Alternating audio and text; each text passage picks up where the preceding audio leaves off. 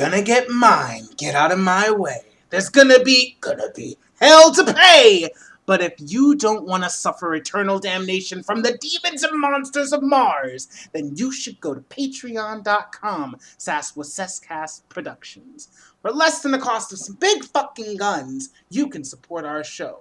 I'm talking early episodes, exclusive content, faster respawn points just for you. Now why don't you rocket jump over to patreon.com/WassessCast Productions and take advantage of these deals before the demons do.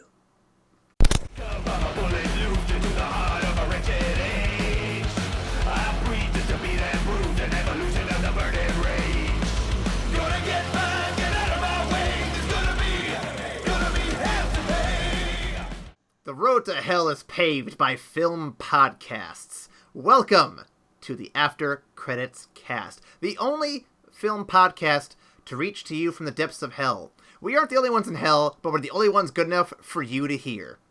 I am your host, Aaron Goat Waseska, and with me today I've got Ryan Sarge Metters. The penalty for not listening to this podcast is death. I mean, there's no other way, obviously. Of course. If you don't want to suffer Ryan's punishment, you can listen to us on a variety of platforms, including Patreon, YouTube, Peepa, Apple Podcasts, Google Play, Stitcher, TuneIn, Podcast Addict, my personal favorite, and several others. I couldn't tell you which ones. Google them. We're somewhere. Anywhere. Just throw a rock. Anywhere. So yeah, Ryan, if people wanted to email us various questions about the show or even comment on our silly antics, where can they email that to? They can email that to where's my BFG? I'm sorry. to evacstation@gmail.com for the time being. Indeed. And on top of that too, you can also reach out to us on Tumblr, Twitter, and Facebook. Follow us, talk with us. We'd love to hear from you. It's all good stuff. We promise. We really like talking. If you couldn't tell by now. I mean, if you hadn't guessed by the 100+ podcasts we've done, we do enjoy talking. So let's go ahead and start with today's movie. Welcome to Press Start, our video game themed season. Today we'll be hitting up the Red Planet with 2005's Doom. Directed by, and I don't think I'm ever pronounce this right, Andrzej Bartkowiak. I'm laughing because I know I'm wrong. I'm laughing because I know I'm wrong. I'm not laughing at the foreignness of the name. I'm laughing at me.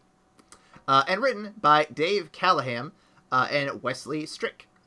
It would go on to gross a total of $55,982,000, which didn't even recoup the estimated budget. Yeah, that's sad. This cast includes people who didn't get paid, including Brian Steele, Al Weaver, Richard Brake, pretty sure it's supposed to be Blake, maybe I'm wrong. Richard Brake, Razak Adoti, Yao Chin, Ben Daniels, sorry. Dan Daniels. We should just make him a character. Diobia Opare. Yeah, I'm going to go with that. Dwayne The Rock Johnson, Rosamund Pike, and Carl Dread Urban. Yes, sir. Mm-hmm. Not only award nominations, no wins, not even a Razzie, so I'm just going to move on to some fun facts for you. Alright, well, I'm always down to talk about The Rock, so we've got a couple of The Rock facts for you guys. First and foremost, Dwayne Johnson was offered the lead role of John Grimm, but chose the role of Sarge because he thought it was more interesting. Incidentally, Vin Diesel also was offered the lead role, but ultimately turned it down. No. Wouldn't that have been a hoot for these guys to meet up here instead of Fast and Furious? Yeah, let me get Vin Diesel and his twin sister Rosamund fucking Pike. Yep, absolutely. They look related. Anyway, the two working, vibrating BFGs were created for the film. Both were kept by Dwayne Johnson because when The Rock asked for the prop, you give him the fucking prop. I mean, Ryan Reynolds took his Deadpool suit, so it's all fair. I'm pretty sure he just robbed him. He left the set in the suit and said, "Catch me if you can, fuckos," and then left. That was it.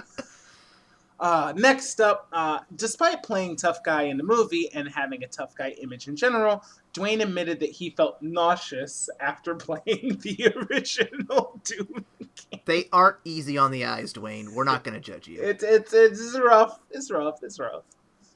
Now, next up, the character of Sarge, which was obviously played by The Rock, What? is an homage to Master Sergeant Thomas Kelly, one of the main characters from the video game Doom 3 in 2004.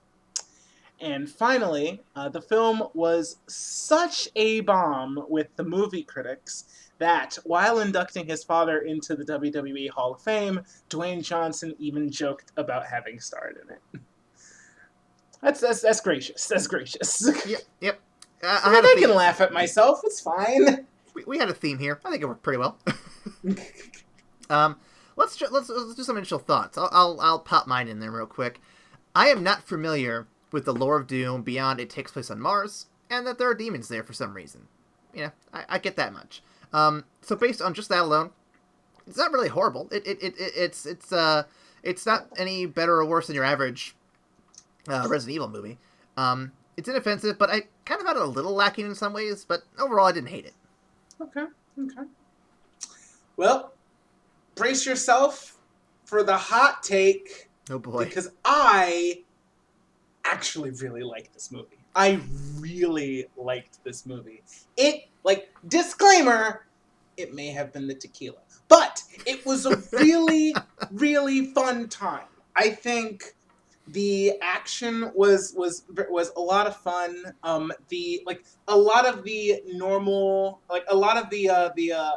The standard military personalities you'd expect to see were there. But I think that the movie took some interesting choices that, while small choices and not impacting the movie in a hugely significant way, when they showed up, they were interesting enough to catch my eye. And it differentiated itself from the cookie cutter movie that this could have been. So I actually really applaud some of the small character choices that they chose to make. Interesting. And I will save the rest of it for the discussion because I actually really like this. Well, we'll see if Ryan can talk me up from the lower ranks to maybe a bronze. We'll see. See. Let's get to this synopsis here because I had some fun with this. All right, it's a weird one, so try to keep up. Old Dubai on Mars is under quarantine because some shit happens, but no one can really figure out why.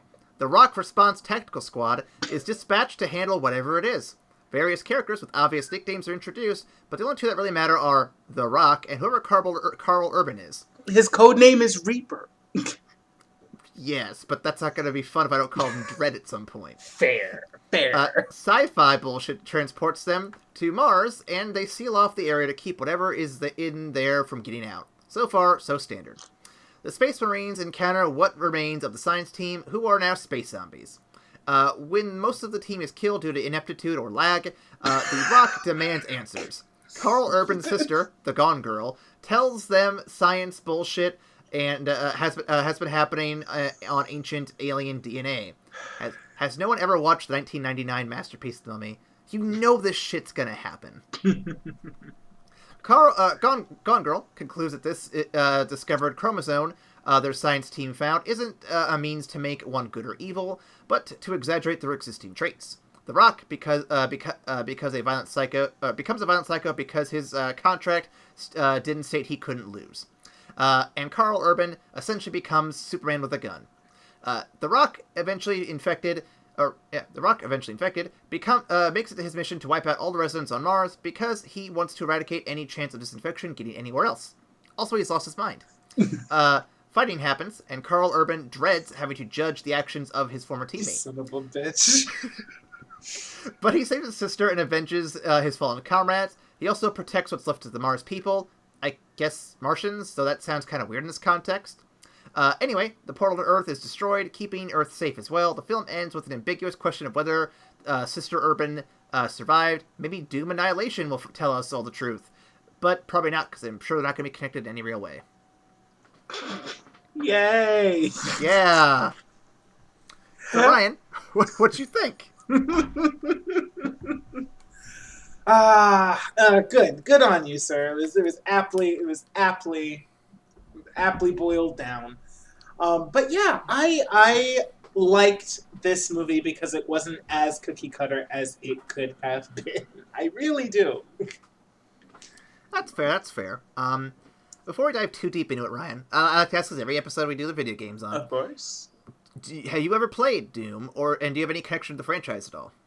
So I have played a bit of the 2016 remake of Doom, which Okay. was fantastic. I didn't get super far because the copy was at my office, and I would only get to play a little bit of it like once a week during game nights if I wasn't like playing somebody else in a fighting game.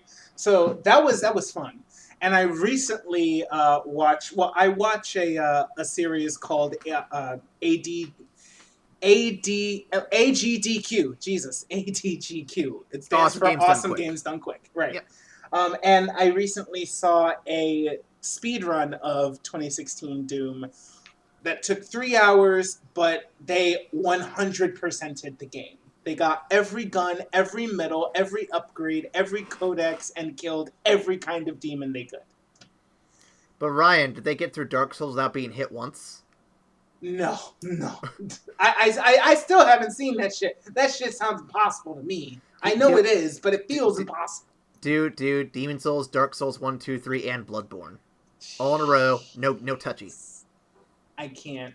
That's too much. You ask, and then like they do those runs in like 4 hours, and then they say, well, how long did it take you to get this good? Be like, oh, I've been playing this for 1,000 hours. I literally don't sleep anymore. When I get out of bed, I try to roll to clip through the bed with my iframes. That's how I'm thinking about this game. Back to Doom though. Before we get too sidetracked. So I've never played.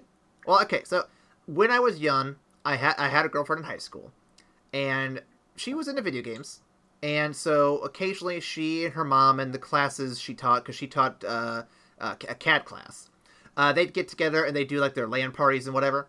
And so a couple of those games I went into, and I think it was mostly Quake, but I think Doom was in there as well, or at least one of the Dooms was. I played Quake though, as far as I can remember, and I was really bad at it. In fact, I was so bad at it when I was first playing it that I was like, I'm probably never going to get into first-person shooters. And then it wasn't until like late high school, early college, I started playing like Portal and Left 4 Dead and Metroid Prime, and I'm like, oh, okay, I can get into first-person shooters now that I know they're good. All joking aside, though, it's like those old school. So for me, there's a visual threshold with 3D where stuff like the N64 and older doesn't really work with my eyes and brain very well. I get some pretty bad headaches just looking at Mario Kart 64, for example. All respect to those who play Mario Kart 64 and love it. I visually just can't do it. It's just so hard for my brain to be like, oh, nope, those are shapes. So it's like GameCube era and afterwards, I'm perfectly fine with. Everything before then, though, that's not like sprite-based, it's just my brain is just fucking frazzled by it. So interesting. Okay. But Doom is one of those games where I feel like my brain wouldn't keep up with it very well because of how fast-paced it is and how close you are to everything. It is fast. Yeah, oh my so... God. Just, like, if you are ever interested in it, I would strongly recommend just checking out a little bit of the recent Doom speedrun. It's bonkers how fast these guys move. Like, it's ridiculous. Well, that's harkening back to the old school first-person shooters because they were supposed to be fast. They were supposed to be very much a Twitch-based action game, whereas, nowadays, shooters have so many options you can do, including melee and all that stuff, like very elaborate stuff, that it's not quite as twitchy. But I know that Doom 2016 really like try to keep itself tied to those old Twitch gameplay roots. So yeah, I it definitely the more recent iteration definitely advances on that ideal. Like they took the concept of it's supposed to be fast paced and like twitchy, and then they amped it to 10. So I would strongly recommend checking it out. It's just fun to watch, even if you yourself can't play it. Like, it's really fun to see being played on a masterful level. I might have to give it a shot. Doom 2016's been on my list of games to check out. It's just, there's just so many games on my list to check out. It's like, how do I keep up? It's very the playing of it is very cathartic. Like you are Superman with the gun, and instead of flying around trying to save the day, you're like, how many zombies can I kill in 30 seconds? Let's find out. Oh, kind of like Left 4 Dead, but on steroids. Yes. Yeah, Left 4 Dead I can do for sure. I want to get back into that again. Anyway, yeah. So next question I have for you then, Ryan, is since you did like this film, I guess I'll rework the question a little bit. Did you expect this game to translate to film as well as it did? I want to say I didn't have any expectations going into the film. I didn't expect it to be particularly good or for me to actually enjoy it. That being said, now thinking about it, it makes sense that this transitions to film well for me. And the reason for that is because the lore in and of itself of Doom. And don't get me wrong, guys, I fully acknowledge there is lore behind Doom, 100%. I also have heard that when the movie initially came out, there was a big controversy with the church because they didn't want like demons like flying around the screen and be like, oh, they're actually demons from hell. So they had to modify the script to instead make it, oh, well, you know, they did some science bullshit and now people are turning into these monstrosities and da-da-da-da-da-da-da. Loose analogies to demons without actually any reference to hell or, like, what have you. That's fine. I think the storyline of Doom isn't the most important thing about the franchise, but rather the feeling and the gameplay, like, experience that it captures. And I think they managed to translate that pretty well. So I think the adaptation works in this case, for me at least. Right. For me, I think it has one of your better chances of translating well because of the fact that the main games are very story light, like you said. Now I know we said that about Mario and it's very story light, but Mario actually does have, like, a narrative to it at some point. Like, it actually tries to tell a story, especially in the later games when, you know, voice acting and all that stuff actually occurs. But, Mario at its base level does have more of a story. You're a dude going to save a princess from a dragon, basically. Here, was there a plot to the original Dooms that you're aware of? Like, I mean, I know there's lore and everything, but, like, if you're just taking the base original game Doom, or even Doom 1 and 2... what was the actual story to it? Do you know? So from what I understand from Doom 2016, they science has discovered like a way to essentially open a portal to hell, and of course, against all good common sense, they are using that to fuel scientific discoveries, and of course shit goes terribly, terribly wrong when demons start flying out of hell and into like the research facilities, and eventually you yourself have to go into hell in order to stop a plan that one mad scientist has of becoming a full-fledged demon. Gotcha. Right. So, but getting back to your comparison to Mario, I think, and I'm modifying my answer a bit now. Now that you bring that up, I still think it's a good. I still think it translates well, but I think it's because the experience of playing Doom, that experience itself translates well to movies. Like the concept of big space marines going in and shooting hordes of zombies translates well to screen because you can do that. Whereas Mario, if you're gonna really be stick to the source material and be authentic, you're supposed to have a very squat, pixelated Italian plumber jumping 20 feet in the air and bonking weird turtles and then throwing their shells at other people. Like, honestly, that makes no sense to me. Honestly, I think that would work just fine if you had Danny DeVito do it. But yeah. have Charlie Day play Luigi and we're golden. Oh my god, yes. That the gang goes to rescue Princess Peach. Charlie, what the fuck is this turtle over here? Hold on, let me get my gun. Sorry. That's twice this season we've referenced It's Always Sunny. I didn't expect that so quick. I blame Allegra. It's all her fault. Anyway, but going back to it, I think the actual gameplay experience of Mario doesn't translate to what we're used to seeing in on the big screen, at least at that time. So they tried to drastically change it from the source material, and that didn't work. But in this case, you could pretty much take the core concept of Doom and make a movie out of it, because we've done those movies before and we know how it works. Gotcha. I like that.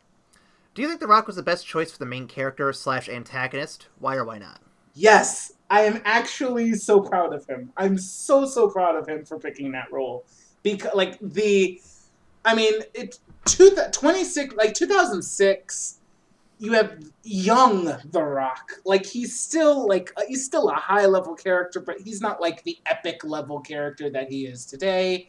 But you have a young Rock just starting out in his movie career, picking not to be the protagonist, but to be the antagonist, which was really, really cool, because the way the movie starts, you can't necessarily tell that that's going to happen. You have The Rock as the leader of the squad. Hey, we're being called in. We got to do the goddamn thing. He's going to lead all these hardened men, and we're going to go do the goddamn thing. And you have Karl Urban. And I was surprised, because I didn't know Karl Urban was in the movie. But I'm like, okay, so we've got The Rock and Karl Urban. That's interesting. The Rock's kind of the alpha, and Karl Urban's kind of the beta of the group, like his second in command almost. Pretty damn boss. And he's tied to this scientist, which I'll also go back into that later on. But as the movie progresses, you see more of The Rock's character and his character choices start to betray who he actually is.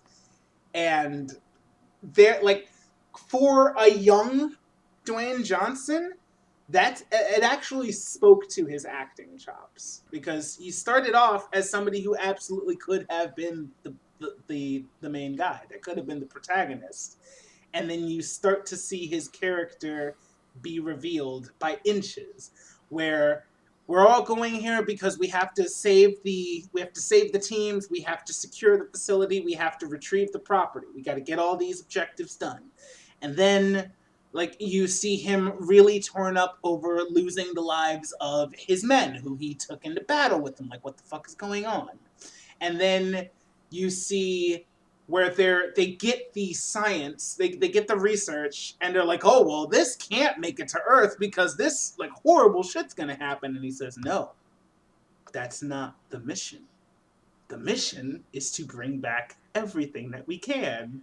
So even if the research is questionable, even if it's not great, we bring it back because that's the objective. You see his character change. And finally, you get that one moment where he's being dragged off. You get the moment before that when he's like, yeah, no, if it breathes, we kill it, because we have to contain the infection. The infection. I don't care if there's a chance that there might not be infected, because there's a chance that they might be infected, so we kill them all.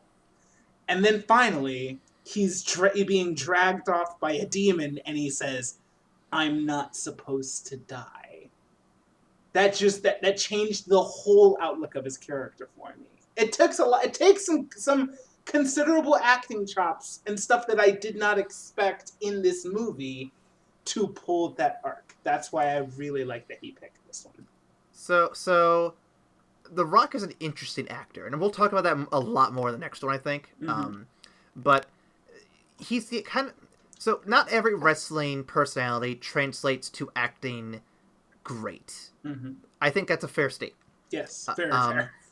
The fact he's gone from the Scorpion King, which, a weak opening, to admit, not his fault, but a weak opening to be sure, to where he is now, where he's going to be playing opposite of Zachary Levi in the next Shazam movie, probably. It's an arc he's gone under. Absolutely. And while you could arguably say he's been typecast a lot, as like former military, former soldier, former spy, former this, former that, as like scientist or something like that, or just hey, he's the big strong guy. Like, yeah, he's typecast. That's not a question. But he does bring a charm and charisma to every role, and he's fun to watch, even if the movie itself is problematic all around him. He himself is still fun to watch, or he at least pulls the movie out from the dregs and makes it bearable, I think. Yeah. So you could have cast him in Twilight, and it probably would have been like at least more fun to watch than what it is now. Like, imagine him as the werewolves. Like, come on, it'd be easy. He would take that role and just go home with it. If he was one of the werewolves, all those fucking vampires would have been gone. It would have been out the game. Dude, if he had been one of the werewolves, there wouldn't even be a Team Edward. It'd be Team The Rock. It would be The Rock and his pack. That's what Twilight is. Can we just get like a supercut of that now? Someone out there? Anybody? That'd be great. Hey, fans, post that shit, man. Clip it. Let's go. But no. So him being the antagonist was surprising. Like I said, like you said, he kind of comes off as the main character here. He comes off as someone we're following. So it's like, okay, so he's the hero of the story. No big deal. So the twist was the twist, if you want to call it that, was something I didn't expect. I appreciated it a bit. Especially considering that if the rumors are true, he has a contract with the Fast and Furious franchise where he is not supposed to lose in a fight. So I don't know how Does true he that really? is. I heard it. I don't know how true it is, but I think let me look it up real quick and see if I can confirm this. Let's see. Fast and Furious Rock contract. That's so Hollywood. Clause. Here we go. So, okay, here we go. Let me just read this from Hypebeast. Fast and Furious stars' contracts have clauses that say they can't lose fights. Let's see. Okay. For more entertainment news, according to producers and crew on the films, Mr. Statham, 51 years old, negotiated an agreement with the studio that limits how badly he can be beaten up on screen. Mr. Diesel, 52, has his younger sister, a producer on the film's police the number of punches he takes, and Mr. Johnson, 47, enlists producers, editors, and fight coordinators to make sure he always gives as good as he gets. Gives as good as he gets. That doesn't equate to you have to lose. It just means that if he loses, he's also beat the shit out of the other guy. The headline is very misleading, but still, that's pretty close. It's like, I don't know, like, cause the Rock coming from wrestling knows the value of putting somebody else over for the sake of the story. I will argue this point. I'm not disagreeing with you on that part, but I do know there are tensions between him and Vin Diesel, and they reportedly did Hobbs and Shaw because they weren't getting along in the last film they were doing. So I could see this being a thing. Maybe. I don't know. There's definitely some more to it there. But I think going back to what you were saying, you can definitely tell the arc, like the Rock's trajectory as an actor, because like in a lot of his later movies, including the other one that we'll talk about later on, I think there are a lot of movies later in his career that he's honestly just doing for fun. At this point, is like he doesn't need to prove anything to anybody anymore. He's had an amazing Hall of Fame level career in wrestling.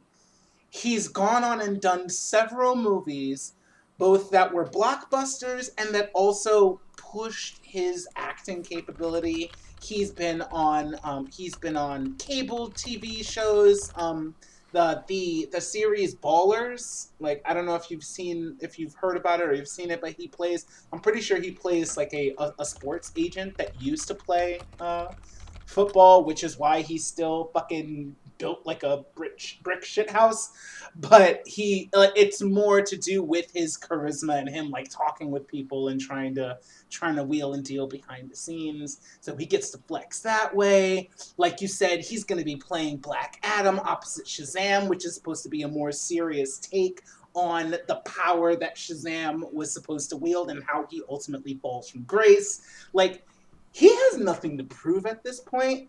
And I think watching this early movie and seeing him pick the role that has more like artistic depth. I know saying artistic depth in Doom is ridiculous, but this is the role that has the most artistic depth, the most character arc, and I think he does it well. It's the one where you can see someone's putting the most effort into it. Yeah, he didn't have to phone that. Wasn't phoning this one in. Like there's some real character work done on that guy, and I like it. I'm here. Now, granted, it doesn't help that most of the rest of the cast feel very generic. Very true. But at least the one of your main guys is giving it his all, and I think that's something that the best, like Nick Cage and The Rock are kind of in the same boat. I gotta hear this. Okay. Well, no. Think about it. Name a Nick Cage movie where he does not act to his fullest extent.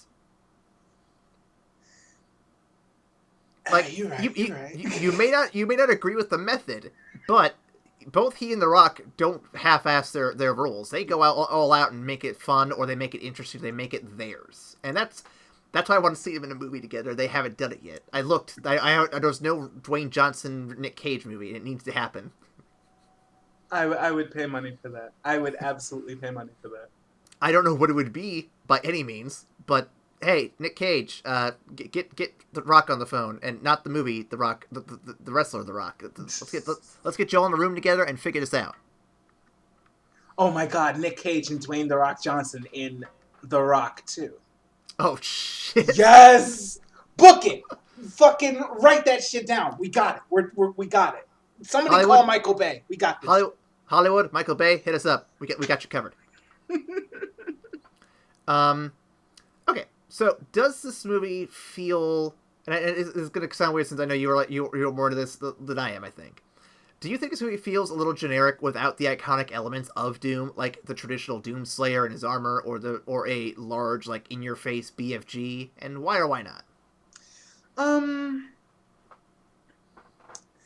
I can see that criticism. I definitely can.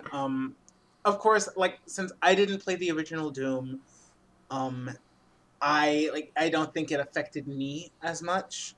I think the premise in and of itself is a bit generic, and right without the iconic elements that you're talking about, like the Doomslayer armor. I think they gave the BFG like a valiant effort to pull. But it was kind of small, let's be real. It was kind of small, but it was also in the hands of The Rock. So any gun is gonna be a little small in the hands of this titan. Even young Rock is still real big. So that's my argument for that. I think the BFG was done pretty cool. But yeah, the actual Doomslayer armor, definitely iconic, definitely could have elevated it. But at the same time, if you're approaching the movie from a more ensemble angle, because it's not just one man going to save going to save everybody. It's not just one guy, but rather it's the team that's initially doing it. You can't single out your protagonist at the beginning of the movie like that. I think, though, if they had armor like partway through, that would have been interesting. Maybe, but I think actually like giving Carl Urban the chromosome and like pretty much making him into fucking Superman, and then giving him that 10 to 15 minute FPS montage where he's going through and actually essentially playing Doom. I thought that was really, really cool and was definitely a great shout out for the fans of the game. I will say, though, that if you had more of the iconic elements, and I'm not going to harp on this for too much, because, I mean, you make valid points. But without those elements, though, and without them being pushed in, say, the marketing material, this movie doesn't feel like Doom on the outside. Like, when you watch it and get through it, yeah, it's Doom enough. You could definitely feel like it's got enough callbacks and references to Doom. It works. But if you aren't getting that stuff up front, if you aren't showing that in marketing material, posters, trailers, etc., you aren't going to necessarily know what this is. Like, yeah, it has the name Doom, but unless you are super, like, already familiar with it, it just looks like a generic, like, space shoot-'em-up. And it's not bad, but if you're trying to sell me on, hey, this is the Doom movie, you like Doom, fucking check this shit out, I'm not going to be drawn to it without something to latch on to from that game.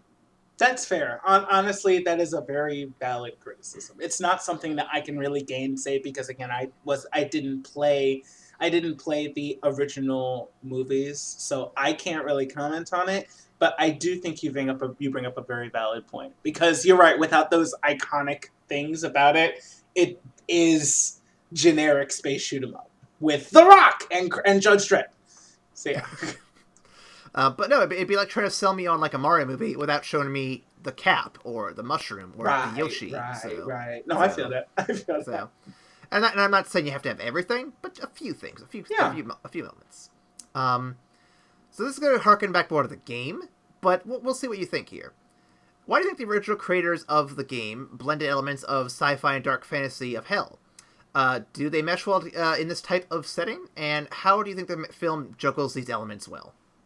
So I do think, and forgive me because I meant to do some research on it and I didn't get to, but I think if the claims that there was like a big like controversy brought up by the church before the movie actually came out and they had to redo the whole script to take out a lot of like the religious like mentions and like have them not actually be creatures directly from hell, then it makes sense that this is the compromise. That like they go for a more standard generic sci-fi bend to it and then kind of obliquely reference like the dichotomy between good and evil being responsible for these monstrosities.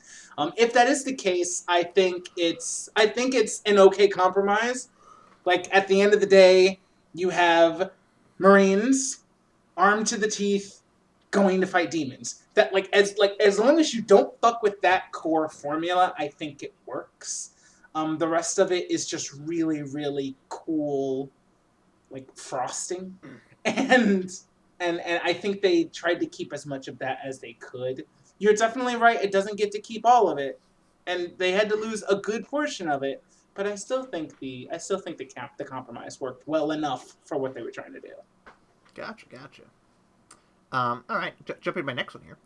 What are your thoughts on the 24th chromosome, and do you think it has something deeper to say about the nature of good and evil in humanity? Okay, so originally I wasn't down for it. But like as we heard more of it, it actually is very interesting what they decided to do with it, and seeing how like they discovered this chromosome that they could genetically alter people with, and depending on essentially the nature of it, because they were talking about 10% of the human genome is undiscovered yet, and a lot of people think it's like the blueprint of the soul. So depending on the shit that we can't really quantify yet, you either become a monster or you become Superman when exposed to this. And I think they lay good groundwork for the virus being as selective as it is, which I thought was really interesting. And then of course you get your baked-in reason for why, you know what, the protagonist is dying. The only way we can actually save him is by hitting him with this goddamn chromosome. But you know what? I know you. You're a good man. He's like, no, I've done some bad things. No, I know you. You're my brother. You're a good man. This is gonna work. And then he fucking becomes Superman and saves the day. I think it works for what they were going for. I think it has all of those. It has the quintessential twists baked into it. But I also think it's really interesting because of what they do with the other characters. How you have The Rock's character, who was supposed to be good at first, and then his true colors start to show, and then he really shows that selfish side right before he dies. Of course, he becomes the biggest demon of them all. You also have Goat. And I'm going to go on a small tangent here because this side character actually really got me. I really actually liked him. Okay. So, Goat is the standard, quiet, religious soldier. You know, he doesn't abide foul language. He keeps to himself. He reads his Bible. All this, that, and the other. But you can see he's kind of fucked up because the one time he's scared and actually says Jesus, actually takes the name of the Lord in vain, he has to cut a cross into his arm as penance.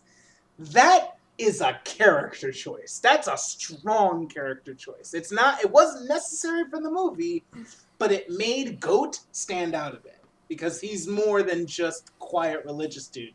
Now he's like, oh, that's really kind of fucked up. Okay, let's keep an eye on that guy. And then he gets fucked up.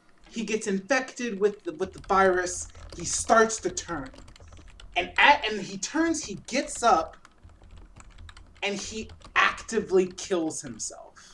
Like right after we get the explanation that these are actually the people that were attacked that are becoming these monsters, he retains enough sense of self that he kills himself before the transformation can go full.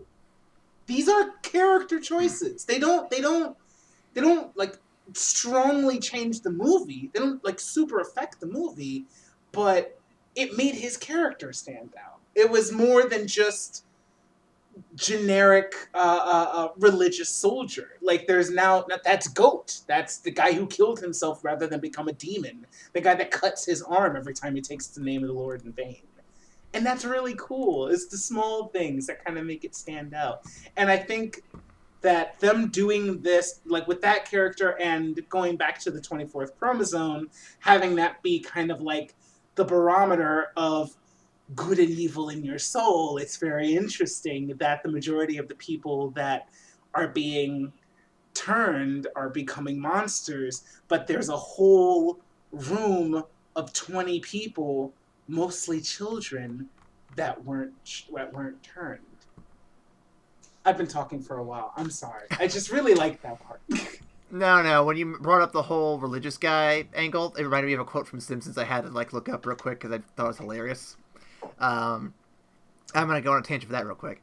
There's an episode where they go to Shelbyville and Bart's giving everyone their jobs. Like, Milhouse, you're my loyal sidekick. Nelson's a tough guy. Martin's a smart guy. And Todd's a quiet religious guy who ends up going crazy. Yes. I love it. Anyway, as you're saying, yes, no, I think you brought up some interesting points. My only gripe with the 24th chromosome is the idea of it's interesting because it's the whole, it exaggerates what you have and makes it so you're more good or more evil. And I'm going to pause for a second. Apparently there's an alarm clock going off next to me. Oop. Was I supposed to pause? Oh my god. I'm just going to let it rock. You can cut this out later.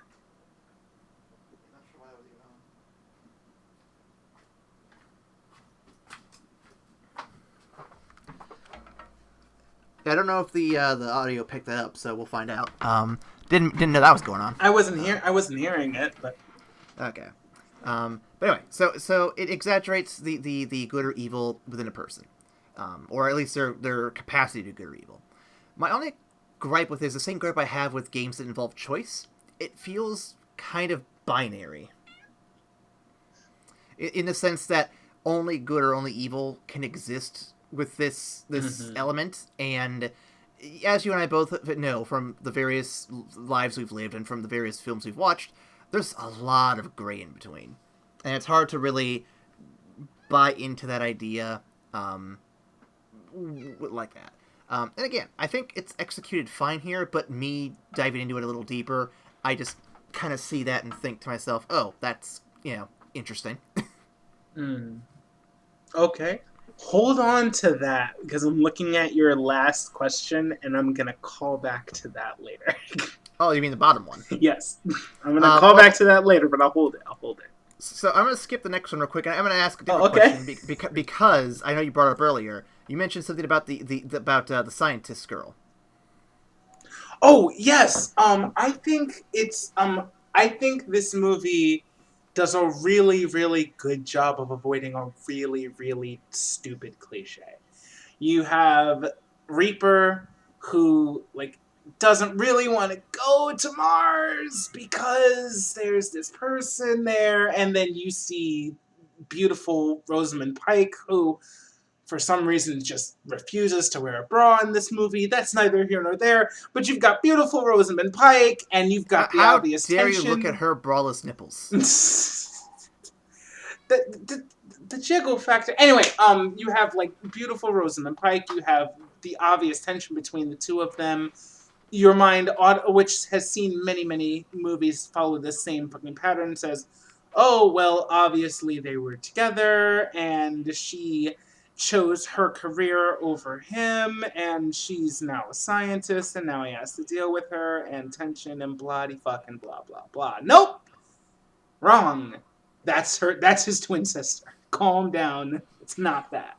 So I think the making the choice of having them be related was really clever, because you still get to have that same level of tension and like the kind of mutual disappointment in each other, but it's not the cliche romance. It's rather just like how irritating you find your personal brother or your personal sister. And I think them making that decision is just another small choice that, while it doesn't completely change the movie, it's the interesting choice. Like, I feel like where they could make the interesting choice, a couple of times you see them opt for interesting instead of tried and true. And I think it elevates the movie a bit. Gotcha. Alright, final question. What games of this genre would you like to see make an attempt at live action film? Okay, now, you when you brought up the nature of choice and how it bugs you. Oh no! I know exactly what you're going for already. Yeah, like I would love. I don't know how they would do it, but if they did it well, this would be like the greatest fucking adaptation ever known to man. Mass Effect. Oh, that's not what I thought you were going to A game that is constantly making you choose Paragon or Renegade, good or evil. A game series that constantly is exploring the facets of what it means to be good and what it means to be evil.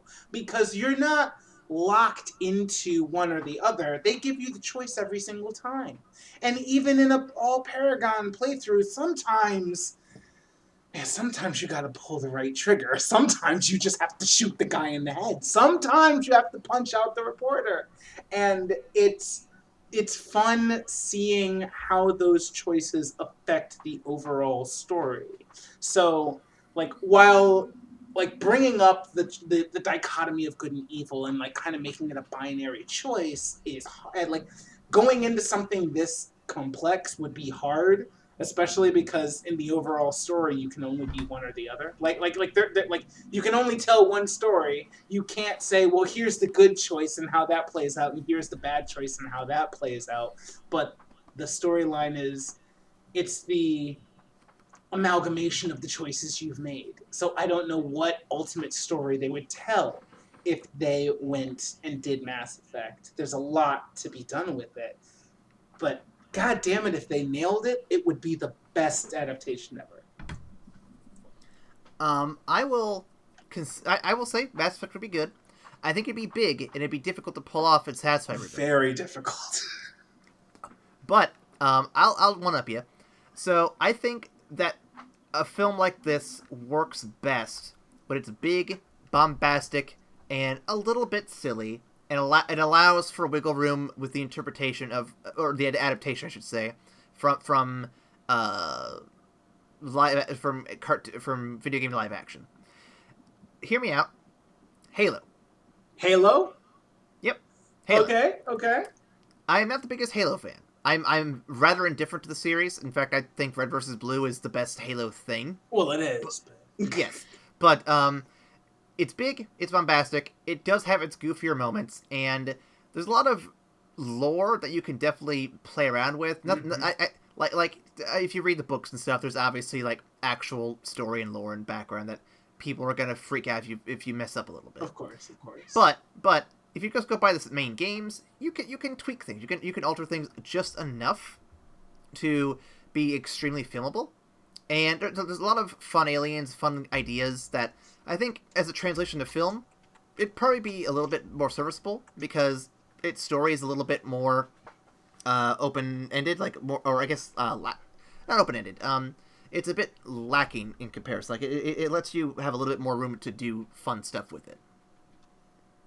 Now, I remember something about a live-action Halo being done as like a show, and I remember hearing that they landed on an actor to play the role of Master Chief. I don't know if have you seen the Stars show American Gods? I have not. Damn. Okay. The tall leprechaun is the one they landed on. Paulo. Fuck, what was his name? Well, anyway, I mean, the concept of a live action. I'm sorry. You're talking about like the Forward Unto Dawn series or something like that, right? Yeah, something like that. Yeah.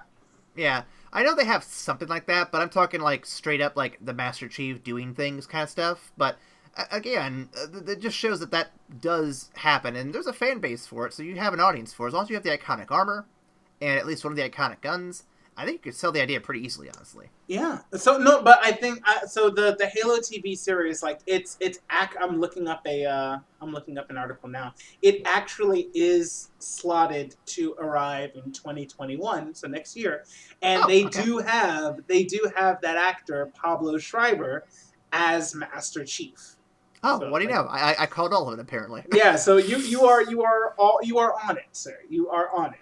They're like, it appears that the big wigs have agreed with you, and they've got this 6'5" tall looking redhead to don the legendary armor. If not Halo, I would also take Left 4 Dead because I love Left 4 Dead, but I know that would just be generic zombie survival movie, which we've done before. But if you have a little bit of comedy to it, I think you could make it more fun. What game did you think I was going to pick? I thought you were going to pick BioShock, which also would have been pretty good. See, like my issue is that I haven't played BioShock. Fair enough. Yeah. But I know it's got the whole binary choice system, and I know it's a big popular story-based FPS, so I'm like, okay, that might be what he's picking. So, What about Deus Ex? That could be interesting.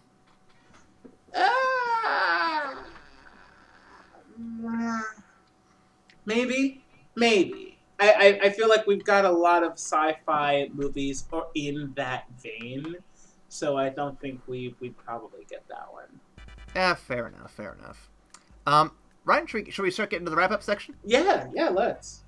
All right, before we do that, let me remind everybody listening, we have exclusive content on the Patreon. That's right. Did you not know? How did you not know? But listen.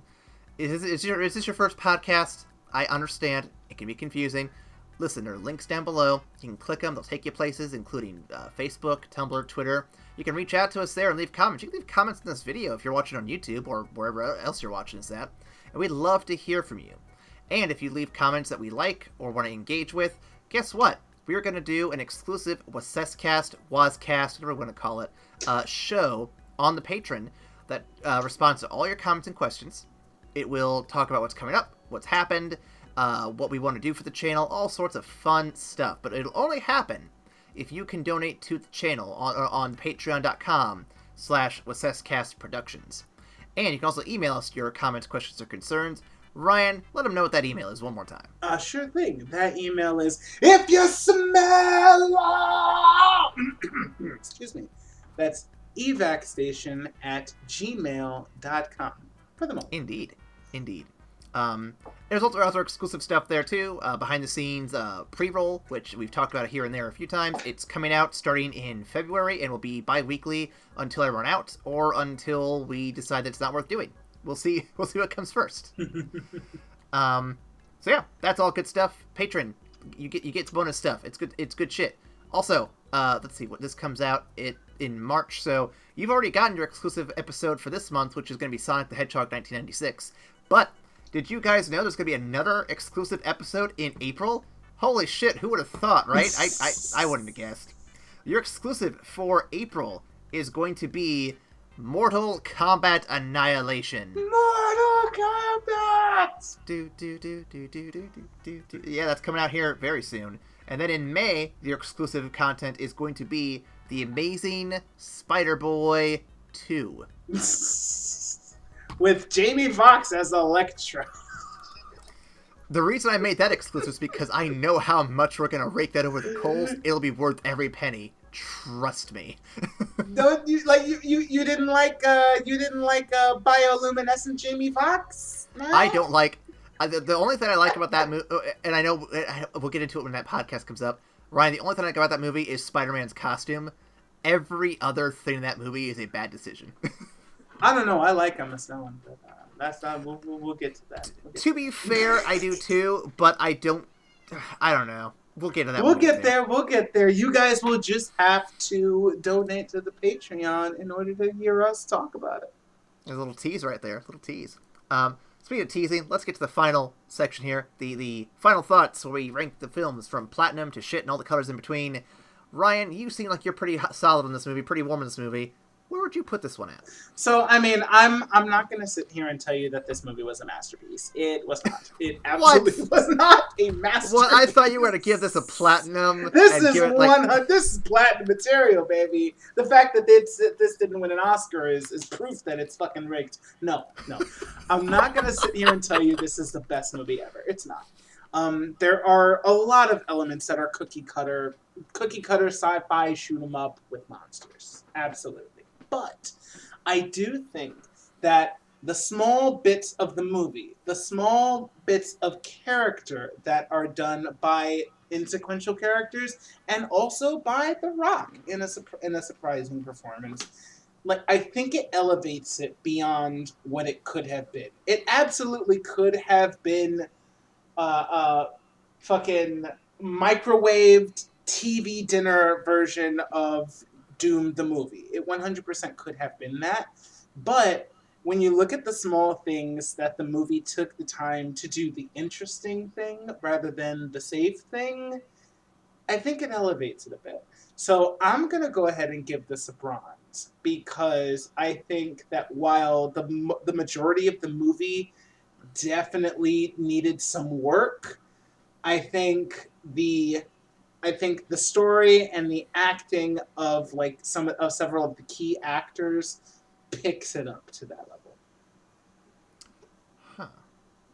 Well, Ryan, for all the movies in March we've done this month, that includes Final Fantasy, that includes Rampage next week, that includes last week's Mortal Kombat, because of course we did Mortal Kombat already. Of course. I